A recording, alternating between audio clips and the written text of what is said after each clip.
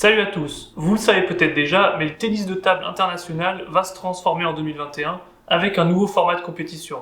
Ce nouveau format, c'est WTT pour World Table Tennis.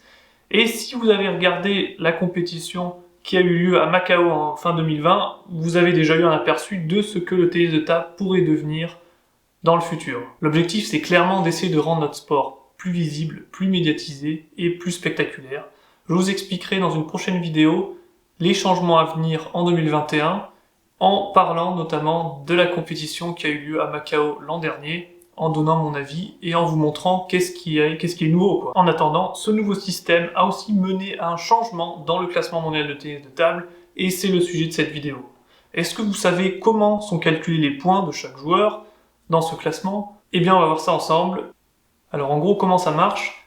Eh bien, les joueurs remportent des points en fonction de l'importance d'une compétition, du niveau de la compétition, et en fonction de leurs résultats. Donc en gros, plus un joueur va loin dans la compétition, plus il va gagner de points. Donc on voit ici que les JO sont en tête du tableau, où le gagnant pourra remporter 2000 points, le finaliste 1400, ceux qui atteignent la demi 700, etc.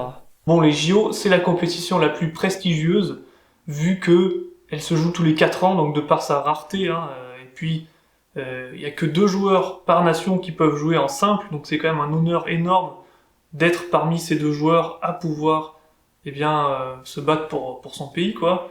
Donc c'est pour ça que ça remporte le plus de points et que c'est le plus attractif pour des joueurs de tennis de table. Ensuite, on a les WTT Grand Smash. Les championnats du monde pèsent toujours dans le game. Ensuite, on a la coupe finale WTT et les coupes du monde de la ITTF, donc hommes-femmes. Puis on aura les WTT Champions pour les grands joueurs et on a bien sûr des compétitions à plus bas niveau qui remportent moins de points. Mais bon, il ne peut pas y avoir que des compétitions pour le top 50 ou le top 100. Alors maintenant, je vais vous expliquer à travers un exemple comment exactement c'est calculé, ces points que vous voyez sur le classement mondial. Comment on en arrive à ces totaux. Eh bien, voici une frise chronologique. Donc ici, imaginez que ça corresponde sur une période d'1 an. Et dans l'exemple, cette personne a participé à 11 compétitions. Et ces 11 compétitions ont rapporté à cette personne des points, donc selon ses résultats. Et donc ce qu'il faut savoir, c'est que seulement les 8 meilleurs résultats sur la dernière année sont pris en compte. Donc quand je dis sur la dernière année, si on est le 17 janvier 2021, ce sont les points remportés entre le 17 janvier 2021 et le 17 janvier 2020 qui sont pris en compte. Donc les 8 meilleurs résultats en termes de points. Ici, on aurait les 3 plus mauvais résultats en termes de points qui dégagent. Et ici, la personne aurait 11 100 points. Imaginons que le temps avance et qu'on est le 19 janvier 2021. Donc ici, le résultat du 18 janvier 2020, ça fait plus d'1 an, il dégage. Et donc, il faut bien qu'un autre résultat soit le 8e résultat pour le total. Ici, ce serait le 350. Et donc, vous l'aurez compris, c'est un système qui force les joueurs à participer à beaucoup de tournois internationaux pour être bien classés. Alors pour le moment, on est dans une phase de transition. Là, en janvier, les joueurs ont 80% de leurs points de décembre 2020 et comme vous pouvez le voir, au fur et à mesure de l'année, ils vont perdre tous leurs points de l'année passée et il va falloir gagner des points cette année pour être bien classé dans le classement mondial en 2021. Alors, on regarde maintenant le classement janvier 2021, chez les hommes, donc en simple, il n'y a aucun changement par rapport au classement de décembre 2020. Donc je vous conseille de regarder ma vidéo sur le classement mondial de 2020, où il y a un peu plus d'explications, aussi avec le joueur du mois. Pareil chez les femmes, donc aucun changement, parce qu'il n'y a pas eu de compétition. Et là aussi, je vous conseille de voir la vidéo de décembre 2020. Alors ce que j'ai rajouté maintenant, et ce que je compte rajouter pour les vidéos futures des classements mondiaux, c'est donc les doubles. Chez les femmes, on a le duo Nagasaki Miyu et Kihara Miyu qui sont en tête, suivi aussi d'un autre duo japonais avec Ishikawa et Hirano Miyu. Alors ici, on n'a aucun duo européen dans le top 10. Chez les hommes, on a un duo chinois en tête avec Lin Gaoyuan et Liang Jingkun.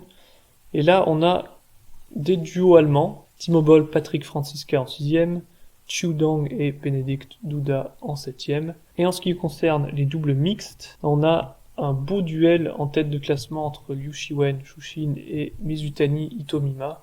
Et ici, on a un duo français en 9e position avec Laura Gaznier et Tristan Flore. Donc, belle performance pour ce duo. Alors pour résumer, quelles sont les différences entre l'ancien système et le nouveau système du classement mondial de tennis de table? Dans l'ancien système, on avait un classement mondial publié par mois. Dans le nouveau système, on a un classement mondial publié par semaine, tous les mardis. Avant, les points remportés pour les JO et les championnats du monde, donc les championnats du monde en simple, c'est par exemple tous les 2 ans, et les championnats du monde par équipe aussi tous les 2 ans. Et du coup, les points remportés pour les JO, par exemple, tous les 4 ans, étaient gardés jusqu'à la prochaine édition. Et maintenant, les points remportés sont supprimés après 1 an, peu importe la compétition. Donc, tu l'auras compris, le but c'est de forcer les meilleurs joueurs à participer à beaucoup de compétitions, parce que bon, des compétitions sans les meilleurs joueurs mondiaux, ça attire moins, bien sûr. Je pense que ce nouveau système va provoquer un peu plus de bouleversements en haut du classement, parce que par exemple les JO avant, si tu remportais pas mal de points, pendant 4 ans t'étais quand même peinard, parce que tu gardais entre 1500 et 3000 points, c'était comme ça avant.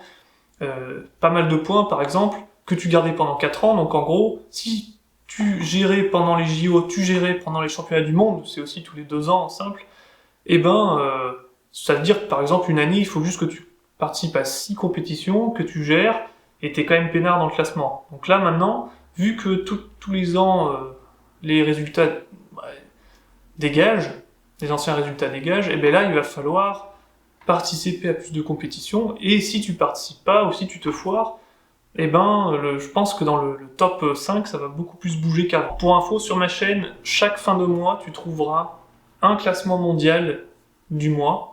Donc cette fois-ci, je rajouterai les doubles aussi par rapport aux vidéos de l'an dernier. Et moi je trouve que chaque semaine, c'est un peu exagéré, parce qu'il n'y aura pas de compétition toutes les semaines, et il n'y aura pas de changement toutes les semaines. Donc, en tout cas, merci d'avoir suivi cette vidéo. On se retrouve dès qu'il y aura du changement dans le classement mondial de tennis de table. Et puis, à bientôt!